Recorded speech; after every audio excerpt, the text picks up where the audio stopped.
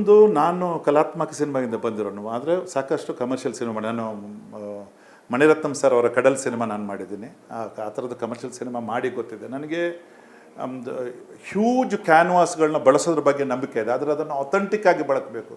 ಏನಾಗುತ್ತೆ ಅಂದ್ರೆ ಜನರಿಗೆ ನೋಡೋ ದೊಡ್ಡದು, ನನಗಾಗಿ ಒಂದು ದೊಡ್ಡದನ್ನು ಕ್ರಿಯೇಟ್ ಮಾಡಿದ್ದಾರೆ ಈ ಸಿನಿಮಾ ಅಂತ ಜನ ನಂಬಬೇಕು, ನಂಬೋದು ನಿಜಾನೂ ಆಗಬೇಕು. ನಾನು ನೋಡ್ತಾ ಇರೋಂಗೆ ಅಯ್ಯೋ ಏನೋ ಮಾಡಿದ್ದಾರೆ ಚೆನ್ನಾಗಿಲ್ಲ ಇದು ಅಂತ ಅನಿಸ್ಬೋದು. ಸೊ ನನಗಿದ್ದು ದರ್ಶನ ಥರದ ಒಬ್ಬ ನಟರಿಗೆ ಮಾಡುವಾಗ ಒಂದು ಬ್ಯಾಕ್ ಡ್ರಾಪ್ಗಳು ಹ್ಯೂಜ್ ಇರಬೇಕು, ದೊಡ್ಡದಿರಬೇಕು, ಚೆನ್ನಾಗಿರಬೇಕು, ಅಥೆಂಟಿಕ್ ಆಗಿರಬೇಕು. ಜೊತೆಗೆ ಈ ಕತೆ ಆವಾಗಲೇ ನಂದಿ ನಮ್ಮ ನೆಲ ಬರೋ ನಮ್ಮ ನೆಲದ ಸತ್ವವನ್ನು ಕೂಡ ಹೇಳಬೇಕು. ಎಕ್ಸಾಂಪಲ್, ಈ ಸಿನಿಮಾದಲ್ಲಿ ಒಂದು ಗಾಣದ ಸೀನ್ ಬರುತ್ತೆ. ಇಡೀ ಕರ್ನಾಟಕದಲ್ಲಿ ನಾವು ಮಾಡಿದ್ರೆ ಹುಡುಕಿದ್ರೆ ಒಂದು ವರ್ಕಿಂಗ್ ಗಾಣ ಇಲ್ಲ. ನಾವೊಂದು ಇಡೀ ಗಾಣನ ಆರ್ಟಿಫಿಷಿಯಲ್ ಆಗಿ ಕ್ರಿಯೇಟ್ ಮಾಡಬೇಕಾಯ್ತು. ಬೇಕು ಅದು ಬರೋದು ಸಿನಿಮಾದಲ್ಲಿ 1 ನಿಮಿಷನೂ ಬರಲ್ಲ.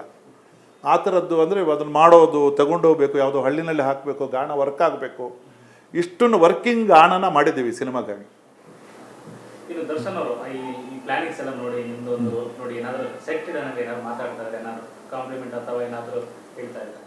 ಇಲ್ಲ, ದಿನಾ ಬಂದಾಗಲೂ ವಿಶ್ ಮಾಡೋರು, ಚೆನ್ನಾಗಿದೆ ಸೆಟ್ ಅಂತ ಹೇಳೋರು, ಅವರು ಹೇಳೋರು, ಡೈರೆಕ್ಟರ್ ಹೇಳೋರು, ಎಲ್ಲರೂ ಹೇಳೋರು. ಅದು ನಮಗೆ ಇಡೀ ಟೀಮಿಗೆ ನಾವು ಗರ್ವದಿಂದ ಓಡಾಡ್ತಾ ಇದ್ವಿ ಸೆಟ್ಟಲ್ಲಿ. ದಿನ ಚೆನ್ನಾಗಿರೋ ಕೆಲಸ ಮಾಡಿದ್ದೀವಿ, ಒಂದು ಒಳ್ಳೆ ಪ್ರಾಜೆಕ್ಟಿಗೆ ಒಳ್ಳೆ ಕೆಲಸ ಮಾಡಿದ್ವಿ ಅಂತ ಹೆಮ್ಮೆ ಅಂದರೆ ನನ್ನ ಇಡೀ ಟೀಮು ತಲೆ ತಗ್ಗಿಸ್ಕೊಂಡು ಮುಖ ಬಗ್ಗಿಸ್ಕೊಂಡು ಹೋಗೋ ದಿನವೇ ಇರಲಿಲ್ಲ. ನಾವು ಕನ್ನಡ ಜನರಿಗೆ ಒಂದು ಒಳ್ಳೆ ಇಮೇಜನ್ನು ಕೊಡ್ತಾ ಇದ್ದೀವಿ ಅನ್ನೋ ಗರ್ವದಿಂದಲೇ ದಿನ ಕೆಲಸ ಮಾಡಿದ್ವಿ. ದರ್ಶನ್ ಸರ್ ತುಂಬ ಸಾರಿ ಎಪ್ರಿಷಿಯೇಟ್ ಮಾಡಿದ್ದಾರೆ, ಕರೆದು ಬಿಟ್ಟು ಎಪ್ರಿಷಿಯೇಟ್ ಮಾಡೋರು, ತುಂಬ ಗೌರವದಿಂದ ನೋಡ್ಕೊಳ್ಳೋರು ನಮ್ಮನ್ನೆಲ್ಲ. ನಾನು ಅದನ್ನು ತುಂಬ ಹೆಮ್ಮೆಯಿಂದ ಹೇಳಬಲ್ಲೆ.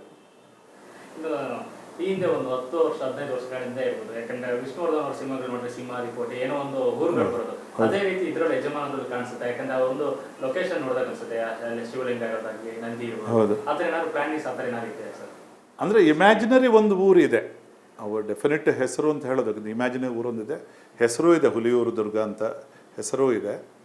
ಅದರಲ್ಲಿ ಏನು ಸ್ಪೆಷಾಲಿಟಿ ಇರುತ್ತೆ ಹುಲಿಯೂರು ದುರ್ಗ ಅಂತಂದ್ರೆ ಯಾವ ರೀತಿ? ಅದು ಆ್ಯಕ್ಚುಲಿ ದೇವರಾಜ್ ಅವರ ಊರು. ಅದೊಂದು ಮೊಫಿಸಿಲ್ ಟೌನ್ ಥರದ್ದು, ಅಂದರೆ ಸಣ್ಣ ಹಳ್ಳಿನೂ ಅಲ್ಲ, ದೊಡ್ಡ ಸಿಟಿನಲ್ಲ, ಅದರ ಮಧ್ಯೆ ಇರುವಂಥ ಊರು. ಆ ಊರಲ್ಲಿ ಕಥೆ ಆಗೋದು. ಇದು ಫೈಟ್ಸ್ ಯಾವ ರೀತಿ ಫೈಟ್ಸ್ ಯಾವ ರೀತಿ ಅದಕ್ಕೂ ಸೆಟ್ ಇದೆ ಅಲ್ಲ, ಇಲ್ಲಿ ಈ ಸಿನಿಮಾದಲ್ಲಿ ಬಾಂಬೆ ಸ್ಟ್ರೀಟಲ್ಲೂ ಸುಮಾರು 6 ಫೈಟ್ ಸೀಕ್ವೆನ್ಸ್ ಇದೆ. ಪ್ರತಿ ಸೀಕ್ವೆನ್ಸಲ್ಲೂ ಡಿಫ್ರೆಂಟ್ ಬ್ಯಾಕ್ ಡ್ರಾಪ್ ಇದೆ.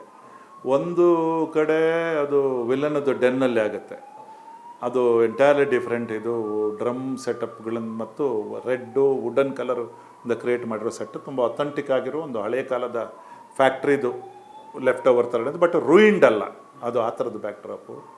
ಆಮೇಲೆ ಈ ಇಂಟರ್ವಲ್ ಫೈಟ್ ಅಂತೂ ಈ ಮೆಕ್ಕಿಕಟ್ಟೆ ಪುರಾತನ ಶಿಲ್ಪಕಲೆನ ಇಟ್ಟಿರೋ ಜಾಗದ್ದು ಇದು ಕ್ರಿಯೇಟ್ ಮಾಡಿದ್ದೀವಿ. ಇನ್ನೊಂದು ಟ್ರಾವೆಲಿಂಗ್ ಇವರು ಇರ್ತಾರೆ, ಯಾರು ಈ ಗಾಡಿಗಳಲ್ಲಿ ಊರು ಸಂಚರಿಸುವವ್ರದ್ದು, ಅವ್ರದ್ದೊಂದು ಡೆನ್ ಥರ ಜಾಗ ಇರುತ್ತೆ, ಅಲ್ಲೊಂದು ಫೈಟ್ ಆಗುತ್ತೆ. ಬಾಂಬೆ ಸ್ಟ್ರೀಟಲ್ಲಿದೆ. ಸೊ ಡಿಫ್ರೆಂಟ್ ಲೊಕೇಶನಲ್ಲಿ ಫೈಟ್ಗಳು ಕಂಪೋಸ್ ಮಾಡಿ. ಅದು ಮೊನ್ನೆ ಮಾತಾಡ್ತಾ ಇದ್ರು ಒಂದ್ಸರಿ ಜಲ್ಲಿಕಟ್ಟು ಹಸುಗಳೇ ಬಳಸಿದ್ದಾರೆ ಸಿನಿಮಾ. ಹೌದು. ಒಂದು ಅಟ್ಯಾಕ್ ಮಾಡಿದಾಗ ಏನಾದರೂ ಸೆಟ್ಟಿಗೆ ಏನಾದರೂ ಪ್ರಾಬ್ಲಮ್ ಆಗಿದೆ, ಆ ಥರ ಏನಾದರೂ ಆಗಿತ್ತಾ?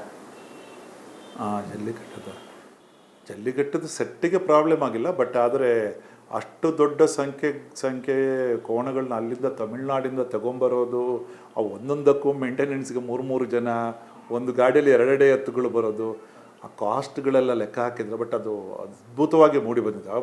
ಎತ್ತುಗಳಂದರೆ ಅದು ಭಾಳ ಸ್ಮಾರ್ಟಾಗಿ ಒಂಥರ ಟಫಾಗಿ ಇನ್ನೇನು ಆ ಥರ ಇತ್ತು. ಯಾರಿಗೂ ಏನೂ ಆಗಲಿಲ್ಲ. ಬಟ್ ಮ್ಯಾನೇಜ್ ಮಾಡೋದಂತೂ ಸಿನಿಮಾದಲ್ಲಂತೂ ಅದ್ಭುತವಾಗಿ ಬಂದಿದೆ ಅದು.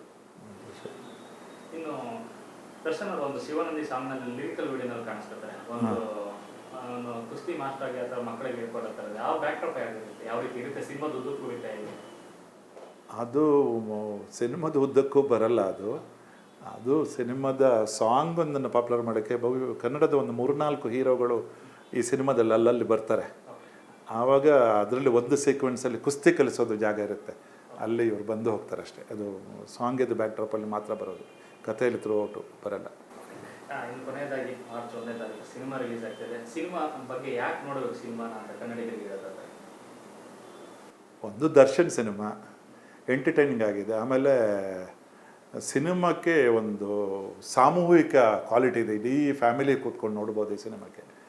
ಆಮೇಲೆ ನಮ್ಮ ನೆಲದ ಬಗ್ಗೆನೂ ಹೇಳುತ್ತೆ, ನಮ್ಮ ನೆಲದ ಜನರ ಬಗ್ಗೆ ಹೇಳುತ್ತೆ. ಸಣ್ಣದಾಗಿ ಅದು ಕಮರ್ಷಿಯಲ್ ಸಿನಿಮಾ ಆದ್ರೂ ಕೂಡ ತುಂಬ ಮುಖ್ಯವಾಗಿ ನಮ್ಮ ಬದುಕನ್ನು, ನಮ್ಮ ಗ್ರಾಮೀಣ ಜನರ ಬದುಕನ್ನು ಇನ್ಯಾರ ಕಿತ್ಕೊಳ್ಳೋಕೆ ಬರ್ತಾರೆ ಅನ್ನೋ ವಿಷಯನೂ ಕೂಡ ಈ ಸಿನಿಮಾ ಥ್ರೂಔಟ್ ಹೇಳುತ್ತೆ. ಇದನ್ನು ನಾವು ಗೆಲ್ಲಬೇಕು ಅಂತ ಕೂಡ ಈ ಸಿನಿಮಾ ಹೇಳುತ್ತೆ. ಅದಕ್ಕಾಗಿ ನಾವು ನೋಡಬೇಕು. ಈ ಟೈಮಲ್ಲಿ ಭಾಳ ಇಂಪಾರ್ಟೆಂಟ್ ಇದೆ ಈ ಸಿನಿಮಾ.